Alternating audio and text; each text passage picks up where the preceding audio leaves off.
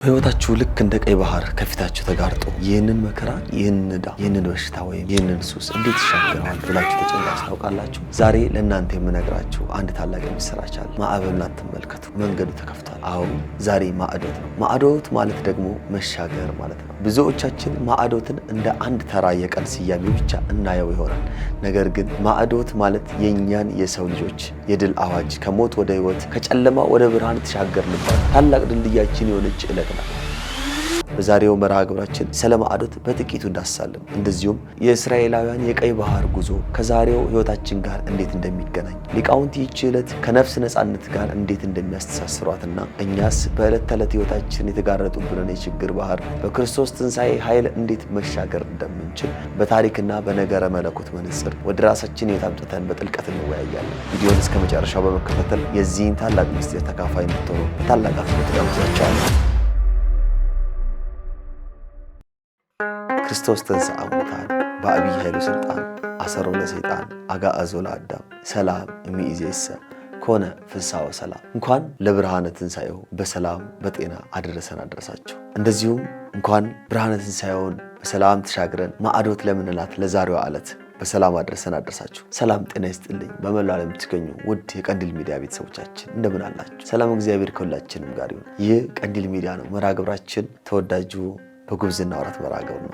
ታላቁን የትንሣኤን በዓል በታላቅ ድምቀት አክብረን ዛሬ በበዓሉ ማግስት ማዕዶት ብለን በምንጠራባት በዕለተ ሰኑይ ወይም ሰኞ ላይ እንገኛለን። መርሃ ግብሩን ስትጀምሩት ላይክ እያደረጋችሁ ደስታችሁን እየገለጻችሁ ሀሳብ ኮሜንታችሁን እየጻፋችሁ እንድትጀምሩት በፍቅር ጋብዛለሁ። ወደ መጀመሪያው ሀሳብ እንለፍ። ማዕዶት ማለት ምን ማለት ነው? ማዕዶት የሚለው ቃል አደወ ከሚለው የግዕዝ ግስ የወጣ ሲሆን ትርጉሙም ተሻገረ ወይም መሻገሪያ ማለት ነው። ይህ ዕለት ማዕዶት ተብሎ የተሰየመበት ዋና ምክንያት እኛ የሰው ልጆች በክርስቶስ ትንሣኤ አማካኝነት ከሞት ወደ ሕይወት፣ ከባርነት ወደ ነፃነት፣ ከጨለማ ወደ ብርሃን የተሻገርንበትን ታላቅ ምስጢር ለማዘከር ነው። ከመጽሐፍ ቅዱስና ከታሪክ አንጻር ስንመለከተው ይህ ምስጢር በብሉይ ኪዳን ትልቅ ምሳሌ አለው። ይኸውም የእስራኤል ልጆች ከግብፅ ባርነት ወጥተው ቀይ ባህርን የተሻገሩበት ታሪክ ነው።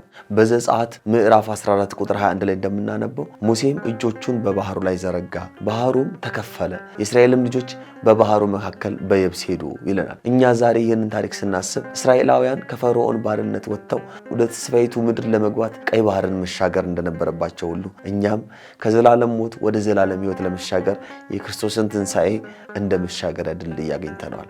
ይህንን ሀሳብ የቤተክርስቲያናችን ሊቃውንት ስለ ማዕዶት ሲያብራሩ ነገሩን ከመንፈሳዊው ጦርነትና ድል ጋር ያገናኙታል። በመጽሐፈ ግብረ ሕማማት በትንሣኤው ማግስት በሚነበቡ ክፍሎች ላይ እንደምናነበው ክርስቶስ በመስቀል ላይ የከፈለው መስዋዕትነት መርከብ ሆኖን በትምክህትና በኃይል የሞትን ባህር እንድንሻገር አድርጎናል ይለናል። ታላቁ ሊቅ ቅዱስ ያሬድ በጾመ ድጓው ላይ እንዲህ ይላል። አደወ ክርስቶስ በኃይሉ፣ ክርስቶስ በኃይሉ ተሻገረ፣ እኛንም ከእርሱ ጋር አሻገረን። ይህ ማለት ክርስቶስ የተሻገረው ለራሱ ብሎ ሳይሆን ለእኛ ብሎ መሆኑን ነው።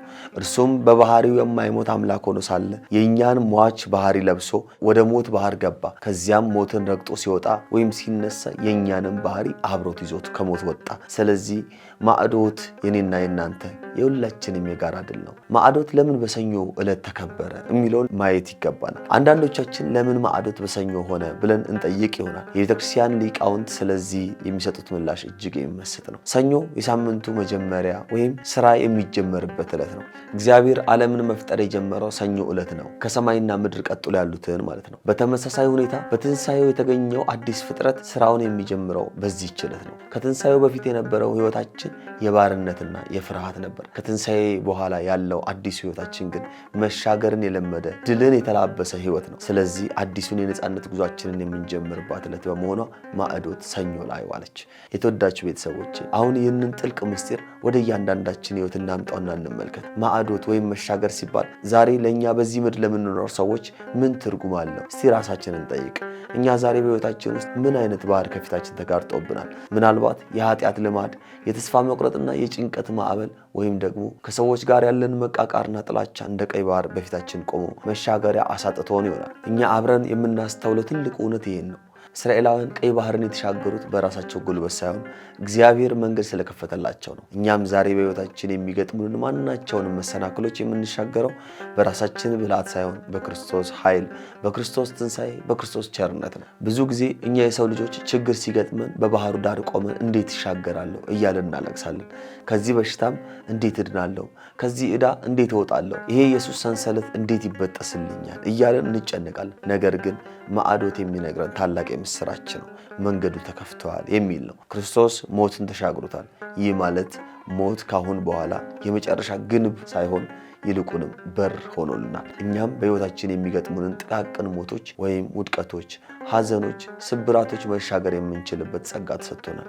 በመጽሐፈ ግብረ ሕማማት ከትንሣኤ ማግስት በሚነበቡ ምንባባት ላይ በዚህ ታላቅ መጽሐፍ ላይ እንደተገለጸው ማዕዶት የነፍስ ነፃነት የታወጀባት ዕለት ናት። አዳም ከሲኦል ወጥቶ ወደ ገነት የተሻገረባት ዕለት ናት። ይህንን ወደ እኛ ስናመጣው እኛም በሕይወታችን ውስጥ ካለንበት ከማንኛውም አይነት የህሊና እስራት የምንሻገርበትን ኃይል እንደተቀበልን ማሰብ አለብን። በጥልቀት እንመልከት። እስራኤላውያን ሲሻገሩ ግብፃውያን ወይም ጠላቶቻቸው ይከተሏቸው ነበር። ነገር ግን ባህሩ ለእስራኤላውያን የነፃነት መንገድ ሲሆንላቸው፣ ለጠላቶቻቸው ግን የጥፋት ስፍራ ሆነባቸው። ዛሬም እኛ በትንሣኤው ብርሃን ስንሻገር እኛን ሲያሳድዱን የነበሩ የዲያብሎስ ውጊያዎች፣ ክፉ ሐሳቦችና እርግማኖች ሁሉ ወደኋላ ቀርተው ይጠፋሉ። እኛ ግን በጸጋው እንሻገራለን። ሌላው ማዕዶት ማለት ከራስ ወዳድነት ወደ ፍቅር መሻገር ማለት ነው። እኛ የትንሣኤ ሰዎች ከሆንን ሕይወታችንም የመሻገር ምልክት ሊኖረው ይገባል። ብዙ ጊዜ እርስ በርሳችን በቂም በሐሜትና በጥላቻ እንታሰራለን። ይህ ደግሞ እንደ ባህር ነው፣ ወደፊት እንዳንሄድ ያግደናል። ነገር ግን ዛሬ በዚህች ዕለት እኛም በልባችን ውስጥ ያለውን የጥላቻ ባህር በይቅርታ እንሻገረው። በቤታችን ያለውን ጭቅጭቅ በሰላም እንሻረው። ክርስቶስ መንገድ ከፋች ሆኖ በፊታችን ቀድሞን ሄዷልና አንፍራ። እስቲ ራሳችንን ጠይቅ። ዛሬ እኔ የማልሻገረው ምን አለ? ምናልባት ያለፈው ታሪኬና ስህተቴ ወደፊት እንዳልራመድ ይዘኝ ይሆናል። ነገር ግን ማዕዶት ያለፈው አልፏል፣ አሁን አዲስ መንገድ ተከፍተዋል ነው የሚለኝ። እኛ የትንሣኤ ሰዎች ነን። የትንሣኤ ሰው ደግሞ ትላንት ላይ ቆሞ አይቀርም። ይልቁንም በክርስቶስ ኃይል እየታገዘ ወደፊት ይሻገራል። በተጨማሪም ከዛሬ ጀምሮ ያሉት 7 ቀናት በሙሉ እያንዳንዳቸው የምስጢር በሮች ናቸው።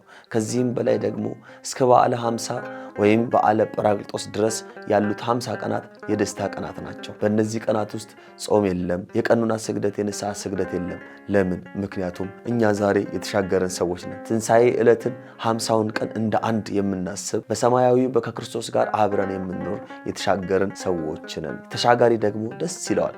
እስራኤላውያን ባህሩን እንደተሻገሩ በከበሮና በጭብጨባ በእልልታ እግዚአብሔር እንዳመሰገኑ በዘጸአት 15 ተጽፎ እንደምናገኘው እኛም ዛሬ በትንሣኤው ነፃ መውጣታችንን እያሰብን በሐሴት እንኖራለን።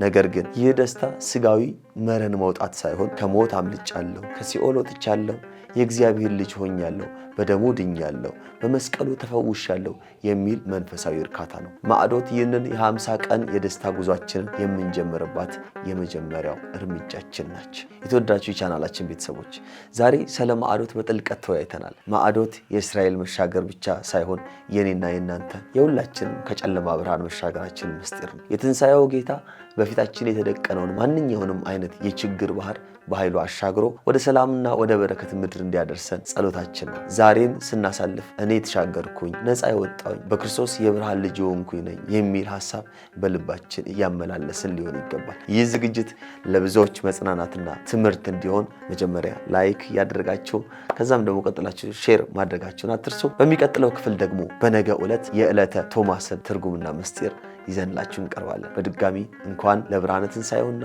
ለማዕዶት በሰላም አደረሳችሁ። ስለተከታተላችሁኝ ከልብ አመሰግናለሁ።